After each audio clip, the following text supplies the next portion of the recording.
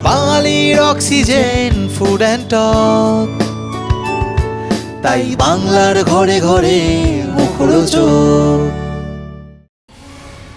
টলিউডের নতুন রাজনৈতিক বিতর্কের কেন্দ্রে অভিনেত্রী ময়না বন্দ্যোপাধ্যায়। তাঁর একটি ফেসবুক পোস্ট ঘিরে মুখোমুখি হয়েছেন দেবশ্রী গঙ্গোপাধ্যায় ও প্রিয়া চক্রবর্তী। ময়না বাংলাদেশের একটি সংবাদ মাধ্যমের স্ক্রিনশট শেয়ার করেন, যেখানে লেখা ছিল, এবার শিক্ষামন্ত্রী গেছে, পরের বার মোদি যাবে। পোস্টটি প্রকাশ্যে আসতেই শুরু হয় বিতর্ক। ময়নার নাম না করেই দেবশ্রী গঙ্গোপাধ্যায় প্রশ্ন তোলেন, দেশের রাজনৈতিক বিষয় নিয়ে আলোচনা করতে বিদেশি সংবাদ মাধ্যমের কন্টেন্ট ব্যবহার করা কতটা যুক্তিযুক্ত। তার মতে, রাজনৈতিক মতভেদ থাকলেও তথ্যের উৎস ও জাতীয় স্বার্থের বিষয়টি গুরুত্ব পাওয়াই উচিত। এর পাল্টা মত দেন সমাজকর্মী প্রিয়া চক্রবর্তী। তার বক্তব্য, সরকার বা প্রধানমন্ত্রীর সমালোচনা করা দেশ বিরোধিতা নয়।